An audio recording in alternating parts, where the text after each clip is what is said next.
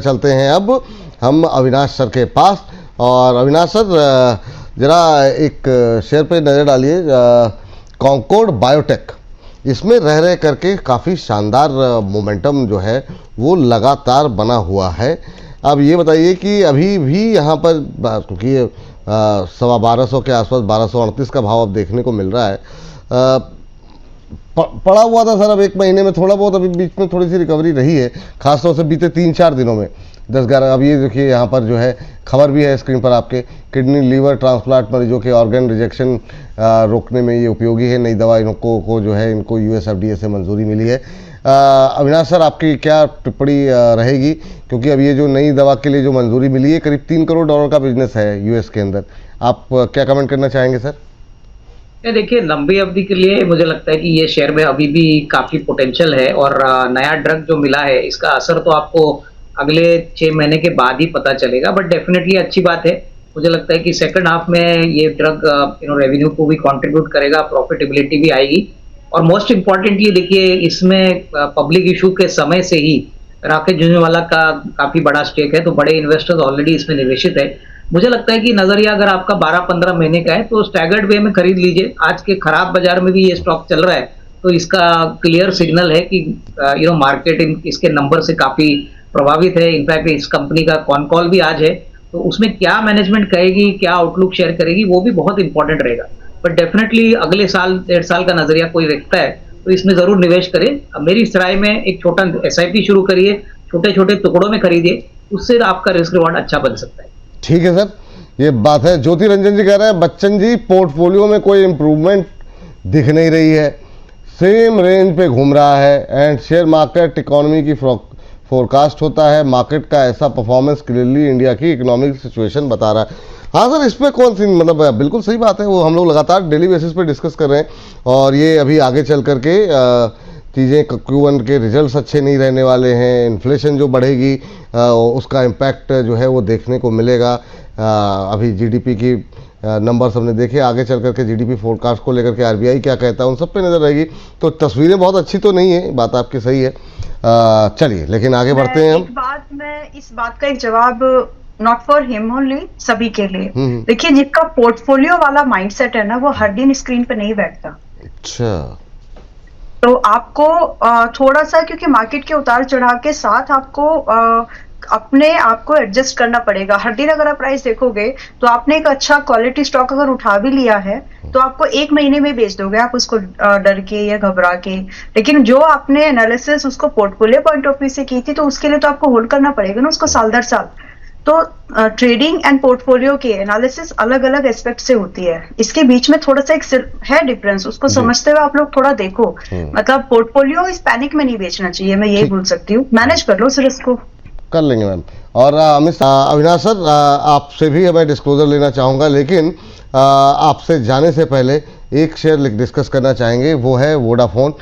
चूँकि आप फंडामेंटल्स देखते हैं, क्या यहाँ पर फंडामेंटल्स कुछ बदल रहे हैं? पिछले अगर 2-3 महीने की बात करें तो नंबर्स थोड़े से इम्प्रूव होते हुए दिखाई दिए हैं। गवर्नमेंट का जो अप्रोच रहा है वोडाफोन को लेकर के अभी तक का, क्या ये करंट लेवल पे आपको लगता है कि अगर थोड़ा सा लंबा नज़रिया हो तो यहाँ पर पोर्टफोलियो में रखा जा सकता है वोडाफोन आइडिया? देखिए, नंबर तो इम्प्रूव हो रहे हैं, इसमें कोई डाउट नहीं। पिछले 2-3 महीने में जो सब्सक्राइबर एडिशन हो गए वो काफ़ी अच्छे हैं, बट अभी भी मेरे ख्याल से रास्ता काफ़ी लंबा है। मुझे नहीं लगता है कि अप्रैल का, जून का जो क्वार्टर आएगा उसमें ही कंपनी मुनाफा कमाएगी, अभी भी लॉस मेकिंग रहेगी। तो जब तक मुनाफा आता नहीं है तब तक मेरे ख्याल से थोड़ा सा बच के रहिए, क्योंकि देखिए इस कंपनी ने बहुत पहले भी एक पॉजिटिव कमेंट्री दी थी, पॉजिटिव नैरेटिव कहा था, लेकिन जब तक आंकड़े पॉजिटिव आते नहीं और वो भी प्रॉफिट आफ्टर टैक्स आता नहीं है, तब तक मुझे नहीं लगता है कि इसमें कोई लंबी तेजी चलेगी। क्योंकि 14 रुपये अभी चल रहा है, हो सकता है 15-16 रुपये तक जा सकता है, लेकिन रिजल्ट्स के बाद अगर रिजल्ट्स खराब आते हैं तो वापस आपको 11-12 रुपये में ये स्टॉक मिल सकता है। तो अभी तो विचार मेरे ख्याल से थोड़ा सा रुकना चाहिए। आपका विचार है कि यहाँ पर रुकना चाहिए। डिस्क्लोजर सर आपकी तरफ से? बिल्कुल, जो भी स्टॉक्स हमने आज आपके शो पे बात की, हो सकता है हमारे क्लाइंटों के पास वही शेयर है, लेकिन पर्सनली मेरी कोई पोजीशन नहीं। थैंक यू सर, बहुत बहुत धन्यवाद आज की इस चर्चा में जुड़ने के लिए, अपना महत्वपूर्ण समय देने के लिए बहुत बहुत धन्यवाद। और जरा अमित जी, आप देखिए न्यूजेन सॉफ्टवेयर फटाफट। और उससे पहले देख लीजिए तेजस नेटवर्क। तेजस नेटवर्क में क्या अभी कोई बाइंग अपॉर्चुनिटी दिखाई दे रही है क्या? जिस तरीके से एकदम से शार्प रिकवरी आई है, इसका जरा गूगल फाइनेंस का इंट्राडे चार्ट अगर हो सके तो हम दिखा दें। 580 के आसपास ट्रेड करता हुआ तेजस में करंट लेवल पे कोई BTST या स्विंग ट्रेड करने की अभी करंट लेवल पे कोई गुंजाइश है क्या? विपुल जी देखिए, ये 610 रुपए 606 रुपए के आसपास एक सप्लाई जोन है, यानी यहाँ पर आता हुआ रुक सकता है। करंट मार्केट प्राइस में भी लिया जा सकता है, लेकिन स्ट्रिक्ट स्टॉप लॉस रहेगा 554 का। 605 रुपए तक के टारगेट होंगे। चलिए 605 सर, 605 रुपए। चलिए 605 का टारगेट रख लीजिए यहाँ पर। और टारगेट 605 का। स्टॉप लॉस क्या बताया सर आपने? स्टॉप लॉस बताया सर मैंने 553 के नीचे का। 553 का ही रख लेते हैं। 552 का कर लीजिए, 52-53 के आसपास।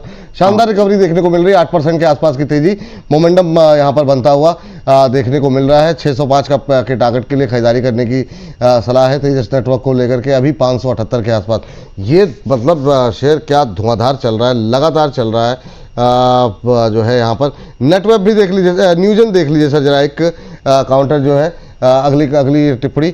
उसके बाद अंबाला में आप HFCL निकाल करके रखिएगा तेजस के साथ साथ। अभी हम लोगों ने बात की तो उस पर भी आपकी राय जानना चाहेंगे, लेकिन न्यूजन में अभी क्या स्ट्रेटजी रखी जाए? ये भी पिछले कुछ दिनों में थोड़ा सा अच्छा मोमेंटम दिखाया है इसने। 4-5 दिन के अंदर 15-16% की रैली रही है। क्या टिप्पणी है सर?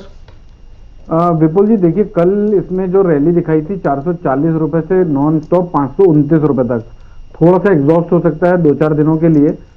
लेकिन डिप में लेना चाहिए इसको लगभग 505 रुपए के आसपास। 505 रुपए के आसपास लेना है। 478 का स्टॉप लॉस होगा और 570 रुपए के टारगेट होंगे। ये बात यहाँ पर निकल करके आई है। अब चलते हैं अंबाला मैम के पास। अंबाला मैम, एक तो आप ले लीजिए HFCL पहले। दूसरा फंडामेंटल राय मैंने वोडाफोन पर अविनाश सर से ली थी, वोडाफोन पे। एक टेक्निकल राय भी आप दे दीजिए, काफ़ी क्वेरीज रहती हैं इसको लेकर के। तो अभी HFCL और वोडा दोनों जरा फटाफट संक्षिप्त टिप्पणी में बताइए क्या करना चाहिए। HFCL में आपकी पुरानी पोजीशन है तो 180 रुपए का ट्रेलिंग, 175 का ट्रेलिंग लगा करके बैठे रहिए। और अगर आपको प्रेस लॉन्ग करना है तो भी 175 शुड बी और स्टॉप लॉस। और यहाँ से 210 और 225 रुपए के टारगेट के लिए इसको बाय कर सकते हैं। दूसरा आपने वोडाफोन, राइट? बिल्कुल। ओके, वोडाफोन में भी आज एक बाइंग ले सकते हैं, लेकिन छोटा स्टॉप लॉस। 13 रुपए 50 पैसे का स्टॉप लॉस अगर आप बर्दाश्त कर सकते हो तो आज 14 रुपए 24 पैसे पर है, बाय लिया जा सकता है। उतना अच्छा 15 रुपए का टारगेट रहेगा और आपका 18 रुपए का दूसरा टारगेट रहेगा। स्टॉप लॉस छोटा है, 13 रुपए 50 पैसे। 1 can attempt this if you are comfortable with stop loss. चलिए ठीक, ये बात यहाँ पर निकल करके आई है। और इन सब के बीच में चलते हैं, एक शेयर रह गया सर, जरा नेटवर्क देखिए सर। ये भी बीच में काफ़ी अच्छा शानदार चला था। आज थोड़ा सा यहाँ पर भी सुस्ती है नेटवर्क टेक्नोलॉजी। ये भी 4-5 दिन में 15% न्यूजन की तरह चला है।